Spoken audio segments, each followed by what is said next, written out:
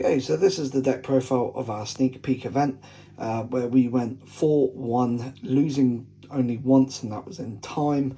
So all in all, really good showing. And this is pure Chimera Illusion, no Fiendsmith package, and of course no Azamina. And we did top, we came third, so very nice result, getting our first top in quite a while. With the deck profile, of course, we are running 3 Chimera Fusions, and I have managed to rarity bump all of these thanks to the reprints. We are on the 3 Cornfield Kotals, our 3 Mirror Sword Knights, our 3 Gazelle, the King of Mythical Claws, our 2 copies of Big Wing Baphomet. Look how nice they are in secret now. Our 3 copies of Nightmare Apprentice, our 1 Master Tau, and our 1 Diabells, the original Sin Keeper. So that is our Chimera package. I think no one can really argue with those ratios. Obviously, once the Azamina stuff becomes legal, some of those ratios might change, but as a whole, this is what you're looking to run. Then, of course, we are still on the patchwork engine. This is most probably what will get cut for the Azamina engine, to be perfectly honest with you. So take these with a pinch of salt, but 3 patchwork, 2 edge imp, and of course our 2 copies of Polly. We are on the 1 copy of the Angel statue, so that gives away one of the extra deck cards, and this will give away a few of the other extra deck cards. 3 copies of Super Polly. Initially, I wasn't going to run Super Polly. I was going to run a very small Shadow package, so I could try and turbo out Winder, so we could set up our board and then do the Winder locks to stop our opponent from special summoning. However, the MPEC guys suggested to try Super Polly, just because I was really worried about Ubel. My deck couldn't out Ubel if I was going second, so they suggested to tack in the Super Polly package instead. And honestly, I'm so glad I listened, because this did clutch up quite a few games for me. We're on the double triple tactics talent. I would play 3 if I had 3. I've only got 2, so the 3rd spot is going to the Pot of Prosperity. This, in all honesty, I only actually activated once, but I did ditch it off Nightmare Apprentice twice, so take that as a pinch of salt. If you're going first and you've got it, great. If you're going second, no, you don't want to half that damage. And then, of course, our 1 copy of Call by the Grave. Onto the hand traps, we are on 3 Ash Blossom and 3 Effect Railer. We're on the 2 Imperm and the 2 Nibiru. Now, the reason why we're on 3 Effect Railer and 2 Imperm, yes, Effect Railer can trigger your opponent's triple tactics talents. However, if you go into Guardian Chimera on your opponent's turn and you draw an Imperm, guess what? It's a dead card. You're doing nothing with it.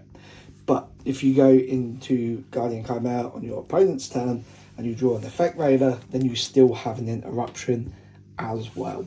That's why we favour the Effect Railer over the Imperm.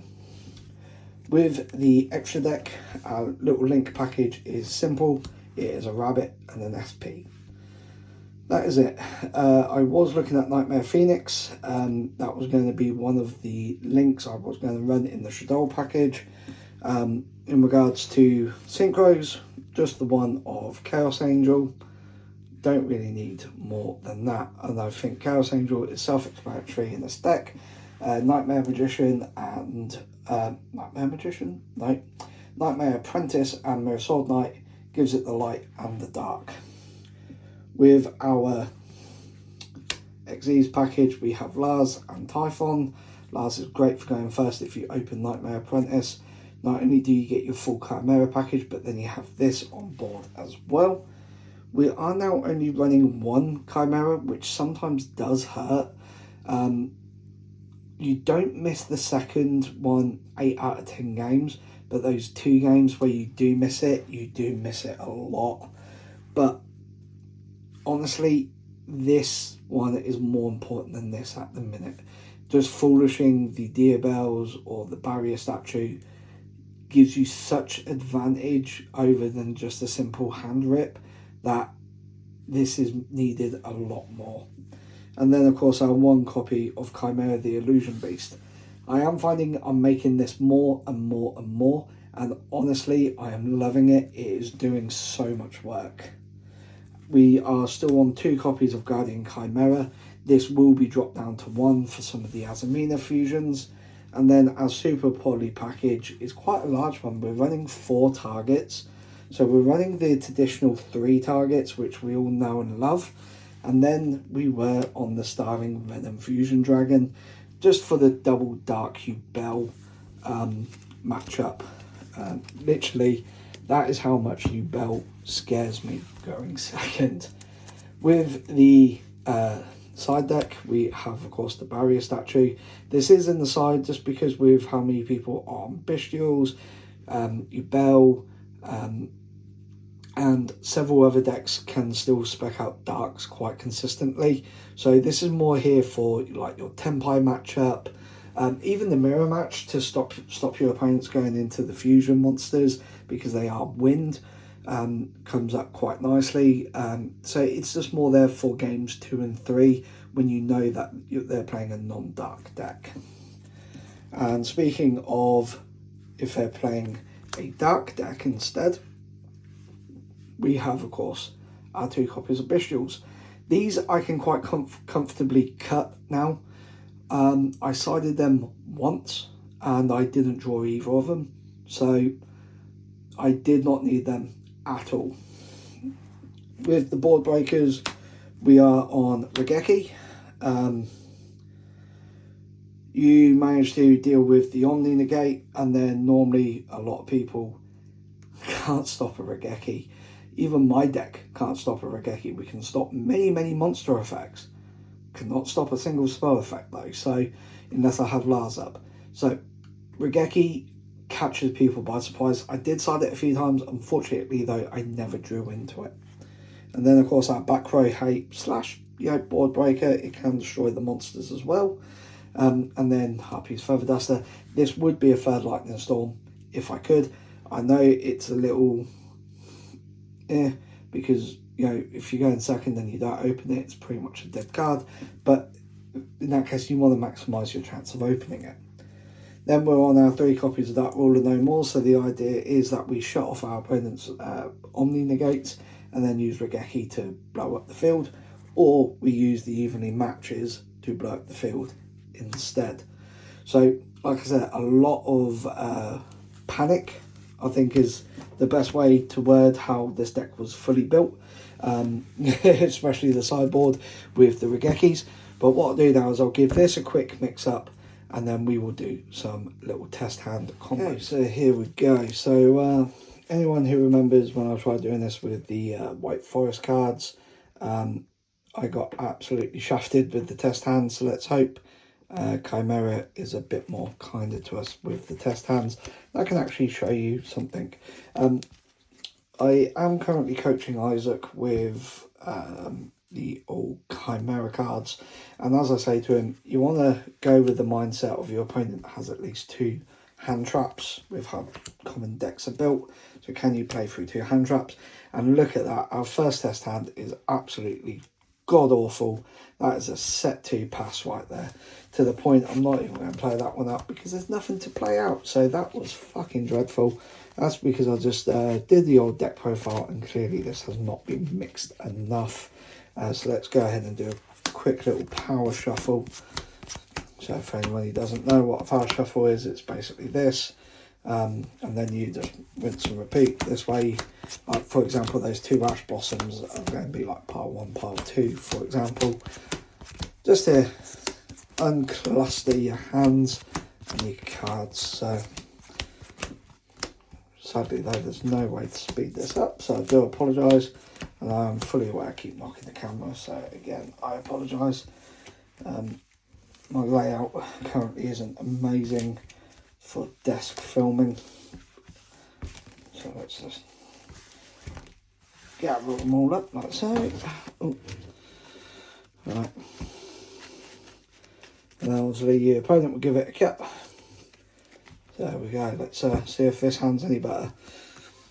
Already better. We've got a starter at least.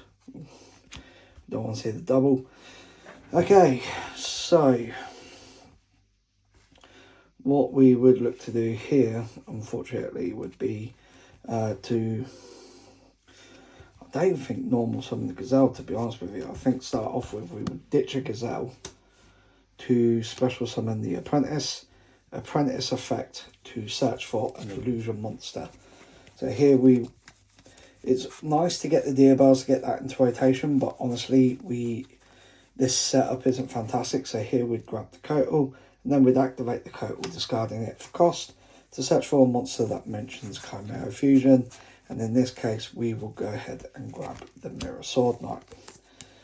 So from here now,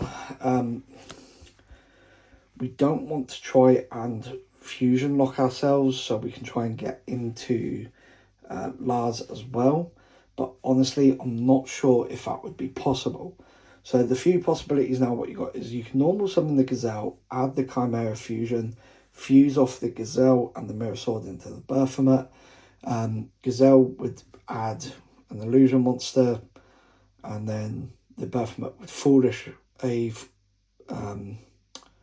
yeah, actually, no, this works. Okay, so we normal summon the Gazelle. Hopefully, like I said, if your opponent has 2 hand traps, whatever, you kind of just set the Super Poly here, pass, or you can go into Chaos Angel, you can go into Rabbit, whatever. But here we're going to go on the assumption that everything we do turns to gold, and that our opponent has 0 interruption, so we can grab that Chimera Fusion. Here we will activate the Chimera Fusion, fusing off the Mirror Sword Knight with the Gazelle. So they are now engraved as well. And we fuse out the Baphomet Fusion monster. So this is still in hand. So now we've got a little chain link. So chain 1 is the Gazelle to add an illusion monster from deck to hand. Chain 2 is the Baphomet to foolish a Beast Fiend or illusion monster. So we would foolish the Tau, and we would add another copy of Apprentice, ready for follow-up.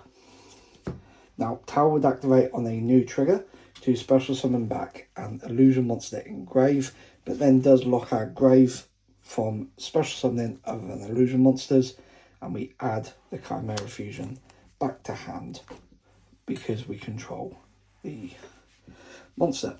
So then from here, what we do is we overlay into Lars with our 2 level 6s before we fusion lock ourselves.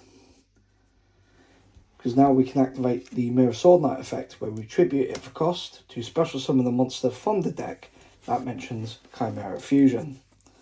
So here we can go ahead and special summon the Big Wing Baphomet. Now the Baphomet effect will trigger to search a copy of Gazelle and a copy of Chimera Fusion.